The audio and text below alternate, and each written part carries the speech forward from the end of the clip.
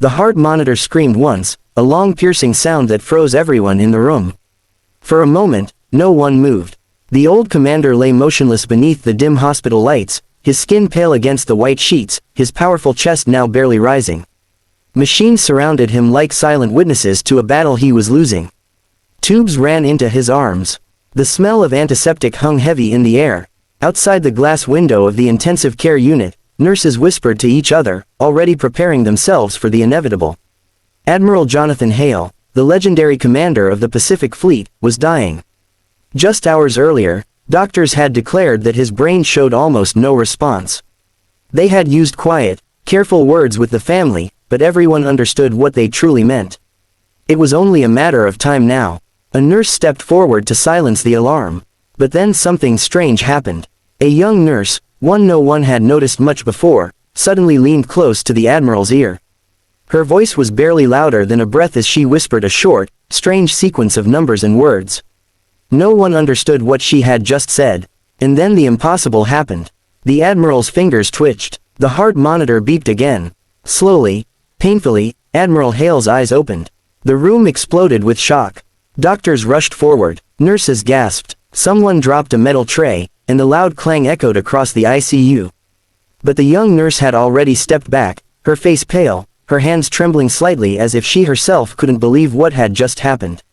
What had she whispered, and how had she known it? Because there was something no one in that room understood yet. The code she had spoken had not been random. It was a secret that had been buried for more than 30 years. And Admiral Jonathan Hale had sworn never to reveal it to anyone.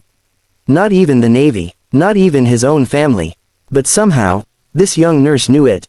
Have you ever experienced a moment so impossible that reality itself seems to pause? A moment when everything you believed suddenly shifts. That was exactly what happened in that hospital room.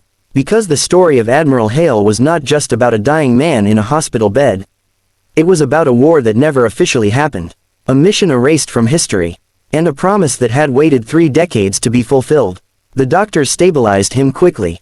Oxygen levels rose slightly. His heartbeat steadied, though still fragile. Admiral Hale, can you hear me? One of the doctors asked urgently. His eyes moved slowly across the room, confused and distant, as if he had traveled from somewhere very far away. Then his gaze stopped. He was looking at the young nurse. For a long moment neither of them spoke. But something passed between them, a recognition so deep that it made the air in the room feel heavy. His cracked lips moved. You, he whispered hoarsely. The nurse swallowed hard. Her name tag read, Emily Carter. But that name meant nothing to the admiral. Because the face in front of him reminded him of someone he had not seen in 30 years. Someone he believed had died because of him. The doctor frowned. Admiral, try not to speak. You need to rest. But Hale's eyes never left the nurse. Where did you hear that code? He whispered weakly. The room fell silent again.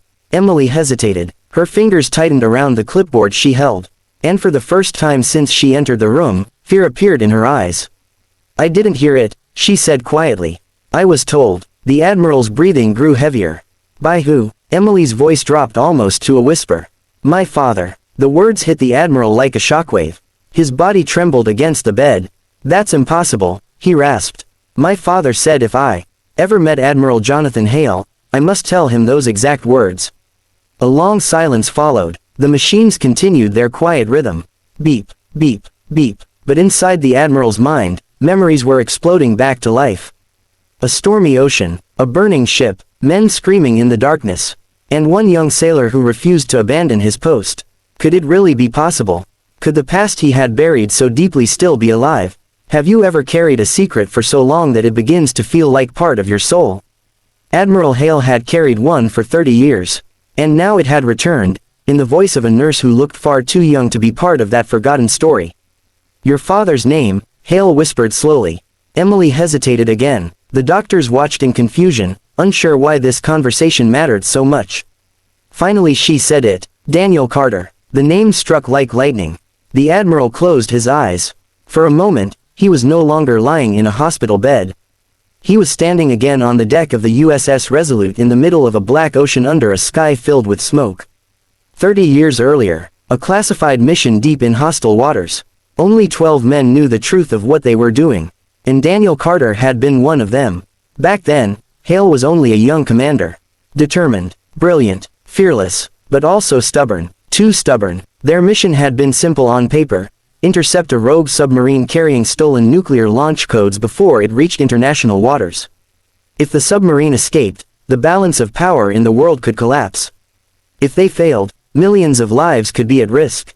But something had gone terribly wrong. A violent storm hit them during the operation.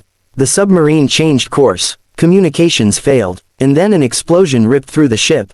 Chaos followed. Fire, flooding compartments, men trapped below deck. In the middle of that nightmare, Hale made the hardest decision of his life. He ordered evacuation, but Daniel Carter refused. "There are still men down there," Carter had shouted. "We don't have time," Hale had replied. "The ship is going down." But Carter had already run back into the smoke-filled corridor. That was the last time Hale ever saw him. The official report later stated that Petty Officer Daniel Carter had died while attempting to rescue trapped crew members. A hero, but also a ghost that haunted Hale every night for decades. Because Hale believed that if he had waited longer, Carter might have survived. And now his daughter was standing in front of him. Emily watched the admiral carefully. "You remember him," she said softly. Tears slowly formed in the corners of Hale's eyes. "He was the bravest man I ever served with," Hale whispered. Emily's hands trembled slightly. "My father didn't die that night." The entire room froze. Even the doctors stopped moving. Admiral Hale stared at her, disbelief written across his face. "That's not possible," he said weakly. "The ship sank." Emily nodded slowly. "Yes, but my father survived." The admiral's heart monitor sped up. "Then where has he been?" one of the doctors asked in confusion. Emily looked down at the floor for a moment, as if the answer carried a weight she had carried all her life. "My father lived under a different name for 30 years, she said quietly. Because what happened that night was not an accident. The words hung in the air like a dark cloud. Admiral Hale felt his chest tighten. "What are you saying?" Emily raised her eyes to meet his. "There was a traitor on that ship." The room went completely silent. And in that moment, a secret buried by the Navy, hidden by governments, and forgotten by history began to rise back to the surface. But the truth Emily Carter carried was far more dangerous than anyone in that hospital room could imagine. Because the code she had whispered to the admiral was not just a memory. It was the key to exposing the man who betrayed them all. And that man was still alive. Admiral Hale stared at Emily as if the world around them had suddenly stopped breathing. The machines continued their quiet rhythm beside his bed, but inside his chest his heart pounded with a force that the doctors had not expected from a man who had almost died minutes earlier. "There was a traitor on that ship," Emily had said. Those words echoed through his mind like distant thunder. For 30 years he had believed the explosion aboard the USS Resolute was a tragic accident caused by damaged equipment during the storm. The official investigation had confirmed it. Reports were filed, medals were awarded, families were given folded flags, and the world moved on. But now, lying in a hospital bed surrounded by strangers, the past was cracking open. Hale forced himself to breathe slowly. "Explain," he whispered. Emily glanced nervously toward the doctors and nurses in the room. Their faces were filled with confusion, curiosity, and unease. "This isn't something I should say here," she murmured.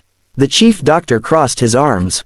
"With respect, Miss Carter, this patient almost died 5 minutes ago.